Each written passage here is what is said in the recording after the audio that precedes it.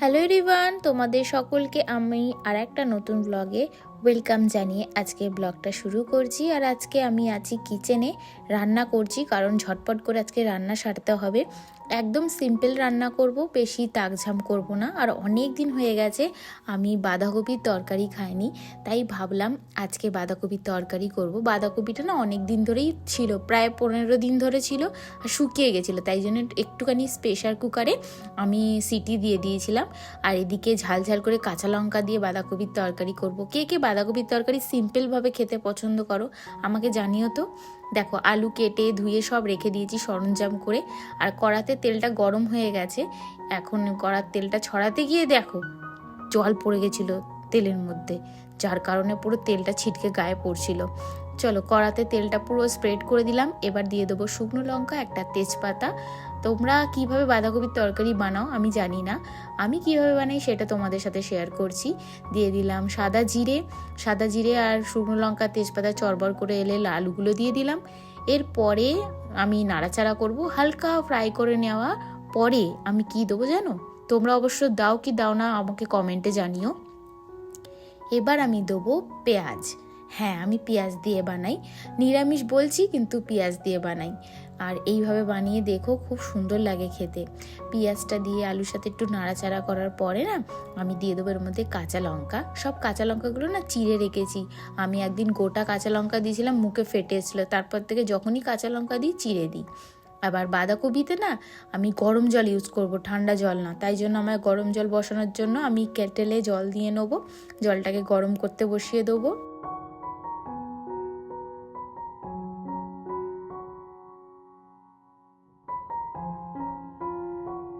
তারপরে যেন আমার ভাতে জল কমে গেছে, এবার ভাতেও গরম জল দিয়ে দিলে অসুবিধা হবে না। আর এই চালটা নতুন তো একটু বুঝতে পারিনি জলের পরিমাপটা। দেখো, পেঁয়াজ আলু ভালো আমার ভাজা হয়ে গেছে। এবার দিয়ে দেবো সিদ্ধ করা বাঁধাকপি আর কড়াইশুঁটি দিয়ে এবার কিছুক্ষণ ধরে নাড়াচাড়া করব।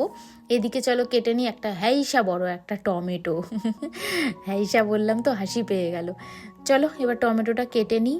আর আমার না টমেটো টক টক মতন হলে না আরও বেশি ভালো লাগে খেতে, কিন্তু সুমিত খেতে পারবে না, ওর ঠান্ডা লেগেছে তো, তাই জন্য। চলো টমেটোগুলো কেটে তারপরে আবার তরকারিতে দিয়ে কিছুক্ষণ ধরে নাড়তে হবে। বাঁধাকপির তরকারি বানালে কি হবে, প্রচুর হাত ব্যথা হয়ে যায় আমার ঘরে তো বেশিরভাগ না বাঁধাকপি মাছের মাথা, চিংড়ি মাছ এইসব দিয়েই হয়। খুব কম এরকম নর্মাল সিম্পলভাবে রান্না করি। আজকে করছি অনেক দিন বাদে, মনে হয় ভালো লাগবে খেতে। তোমাদের কি দিয়ে বাঁধাকপির তরকারি খেতে ভালো লাগে আমাকে জানিও। আমার রুটি দিয়ে বাঁধাকপির তরকারি খেতে ভালো লাগে, কিন্তু আজ রুটি বানাবো না, দুপুরের খাবার তো, তাই একটু ভাত বানাবো।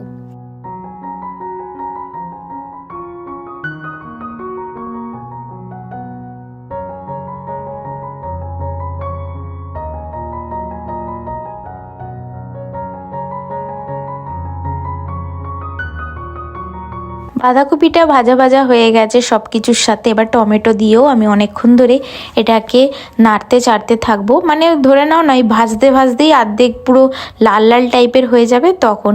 এবার চলো ভাতে একটু জল দিয়ে দিই, জলটা কমে গেছে, জলটাও আবার গরমও হয়ে গেছে। এই ইলেকট্রিক কেটেলটা নিয়ে না কিনে আমার অনেকটা সুবিধা হয়েছে। তরকারিতে বলো ভাতে বলো জল একটু গরম দিলে না, তাহলে সঙ্গে সঙ্গে না সুন্দরভাবে রান্না হয়, টেস্ট চেঞ্জ হয় না। আমার কাছে যখন এই ইলেকট্রিক কেটেল ছিল না গরম জল করার মতন, আমাকে বাটিতে গরম জল করে দিতে হতো, এটা খুব কষ্ট হতো। এটা একদম ইজি হয়ে গেছে। দেখো আমার ভাত রান্না হয়ে গেল। চলো এবার ভাতের ফ্যানটা বার করে নিই। আমি কিভাবে ভাতের ফ্যান ঝাড়ি জানো? এরকম ডেচকির মধ্যে।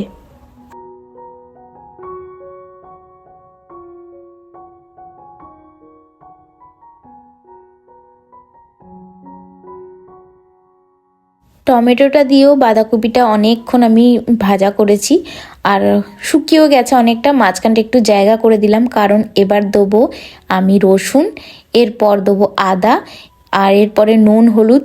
আর হ্যাঁ, আমি যখন বাঁধাকপিটা প্রেসার কুকারে স্টিম করতে দিয়েছিলাম না, তখন একটু নুন দিয়েছিলাম। নুন আমি চেখে দেবো পরিমাণ মতন লাগলে। চলো এটার সাথে এখন কষতে থাকবো। আর এবার হলুদ দিয়ে দেবো। আমার কষা হয়ে গেছে, মশলার যে কাঁচা গন্ধটা চলে গেছে। আর এটা দেবো ভাজা মশলা। এখন সব কিছু একসাথে নিয়ে কষতে থাকবো। আর একটুখানি না জল দেবো, এখন না, একটুখানি কষিয়ে নিয়ে তারপরে জল দেবো, কারণ আলুগুলোর মাঝখানগুলো না একটুখানি কাঁচা কাঁচা আছে, একটু সিদ্ধ হবে। তো গরম জলই আমি ইউজ করব। যেমনটি বললাম, গরম জল দিলে টেস্ট চেঞ্জ হয় না, সুন্দর টেস্ট হয় খেতে, আর রান্নাটাও তাড়াতাড়ি হয়ে যায়। চলো এবার একটু কষিয়ে নিয়ে তারপরে একটু ঢাকা চাপা দিয়ে আমি অন্য কাজগুলো সেরে ফেলি, কারণ আমার ডালও করতে হবে। কী ডাল করব জানো, দেখাচ্ছি তোমাদের।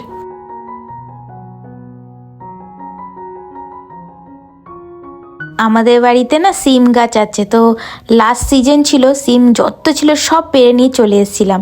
আর বাড়িতে রেখে রেখে সিমগুলো কিছু করতে পারিনি, আর ওইগুলোর দানাগুলো বেছে নিয়ে রেখে দিয়েছিলাম, তাই আজকে সিমের দানার ডাল করলাম। তোমরা কেউ খেয়েছো কি না আমাকে জানিও তো, এটা খুব সুন্দর লাগে খেতে, তাই ভাবলাম আজকে করি। অনেক দিন হয়ে গেছে, ফ্রিজে ছিল, তাই জন্য বার করে আজকে করলাম। সিম দানার যেটা আছে না, ওটা আমি নুন দিয়ে একটুখানি স্টিম করে নিয়েছি, 2টো সিটি লাগিয়ে নিয়েছি, কেন একটু সিম দানা শুকিয়েও গেছিলো তো, আর এটা একটুখানি অক্সিজেন টাইপের হয়ে গেছে আমার সিমের দানাগুলো, ওই জন্য। চলো দেখো, রান্না করতে করতে আবার একটুখানি পরিষ্কার করে নিচ্ছি। রান্না করতে করতে কি বলো তো, পরিষ্কার করলে না পরে না বেশি চাপ পড়ে না, আর দেখতেও সুন্দর লাগে পরিষ্কার পরিচ্ছন্ন জায়গায় রান্না করলে।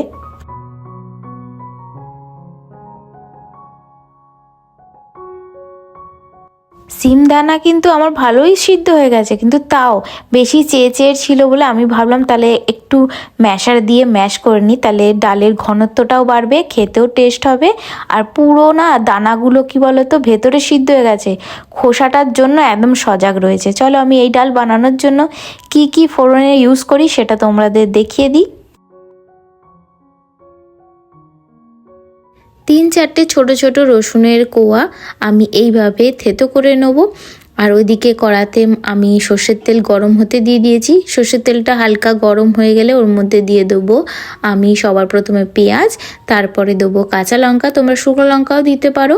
তারপরে আমি দিয়ে দেবো কারি পাতা, কারি পাতা একটু বেশি দিতে হবে, তবেই এটার স্বাদ আসবে। তারপরে দিয়ে দেবো সর্ষে, আর সর্ষে কারি পাতা কাঁচা লঙ্কা সব ভালো করে ভাজা ভাজা হয়ে গেলে তারপরে আমি এর মধ্যে দেবো থেতো করে রাখা রসুন। রসুনটা এর মধ্যে লাস্টে দিতে হবে, তাহলে ফ্লেভারটা অনেকক্ষণ ধরে থাকবে আর ভালোও লাগবে। হালকা ফ্রাই করার পরে আমি সিদ্ধ করার ডালটা দিয়ে দেবো। আর ডালটা সিদ্ধ করার সময় আমি একটু নুন দিয়ে দিয়েছিলাম। ডালে আমি জল অ্যাড করে দিলাম। আমি একটুখানি গাঢ় আর একটু পাতলা ডাল আমি খেতে ভালোবাসি, আর সুমিত ভালোবাসে। দেখো এবার বাঁচা কুচা যেটা পেঁয়াজ ছিল কাটা, ওটাও দিয়ে দিলাম। এবার দিয়ে দিলাম হলুদ, আর এর মধ্যে বেশি কিচ্ছু দেওয়া যাবে না। নুন আমি অল্প একদম লাস্টে যখন নামানোর আগে টেস্ট করব, লাগলে তখন দেব। দেখো আমার ডাল তৈরি, রেডি হয়ে গেল। আর এদিকে বাঁধাকপির তরকারিও রেডি। শান্তি, রান্নাটা অনেকটা এগিয়ে গেল। ভাত ওইদিকে ফ্যান ঝরে গেছে। রান্নার ডিউটিটা তো শেষ হলো, কিন্তু তারপরেও অনেক ডিউটি আছে। রান্না শেষ মানে আমার রান্নাঘর থেকে বেরিয়ে যাব তা না, এরপরে বাসন মাজা আছে, গ্যাস ওভেন পোছার আছে, কাউন্টার টেবিল পোছার আছে। যেই কৌটোগুলো আমি ইউজ করেছি ওই কৌটোগুলোর ওপরে যে ঢাকনাগুলো আছে ওগুলো পরিষ্কার করি, মানে আমি এটা ডেলি করি, এটা আমার ডেলি রুটিনে থাকে। আর আমি এইভাবে কাজ করি কারণ আমি রোজ রোজ একটু একটু করে করলে না আমার বেশি নোংরা হয় না। আর আমি দেখেছি যখন আমার শরীর খারাপ হয়, পরিষ্কার করার জন্য কেউ থাকে না, তখন অতিরিক্ত যখন নোংরা হয়ে যায় তো ওইটা পরিষ্কার করতে গিয়ে শরীরটা আরও খারাপ হয়ে যায়। দেখো এবার সব যত রান্না করেছি বাসন বেরিয়েছে, সব বাসনগুলো একে একে করে মেজে নিয়ে ধুয়ে জল ঝরতে দিয়ে দেবো।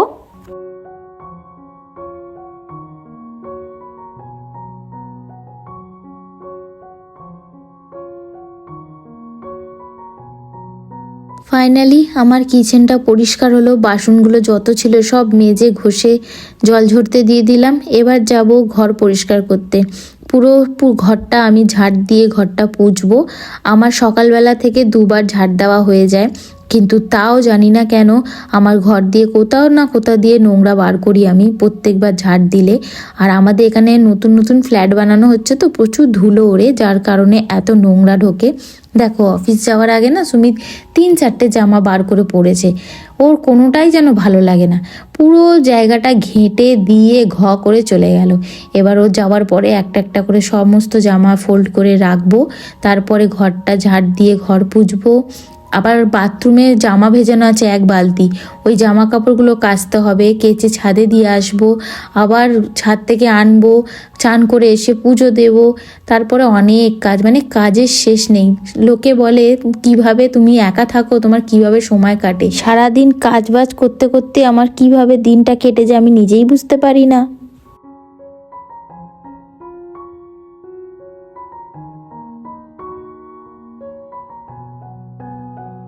আমার ডেলি রুটিন ব্লগটা তোমাদের কেমন লাগলো অবশ্যই কমেন্টের দ্বারাই জানিও। আশা করি ভালো লেগেছে, একটুখানি ভালো লাগলে লাইক করে দিও। বিকেল হয়ে গেছে, সুমিত এসে গেছে খেতে, ব্লগ আর লম্বা করব না, আজকের মতন ব্লগটা আমি এখানেই শেষ করছি। দেখা হচ্ছে নেক্সট ভিডিওতে, আজকের মতন টাটা। কেমন হয়েছে বাবু আজকের ডালটা? ডালটা অন্যরকম টেস্ট করলাম, ভালো হয়েছে। রাজমা ডাল না, এটা রাজমা ডাল না। ভালো হচ্ছে। এটা কি ডাল বাবু? এটা হচ্ছে সিমের দানার ডাল। সিমের ডাল কোথায় পেলে? সেই সিমগুলো বাপির কাছ থেকে পেরে নিয়ে এলাম না, ওইটা। প্রোটিন তো তাহলে ভালোই। হ্যাঁ, সিম দানার ডাল, 2টো আন্ডা পোচ, বাঁধাকপির তরকারি, ভাত। খেয়ে নাও। কটার সময় খেতে এসছো? তোমার মোবাইল আছে এখানে? 5:30। 5:30টায় খেতে এসছো।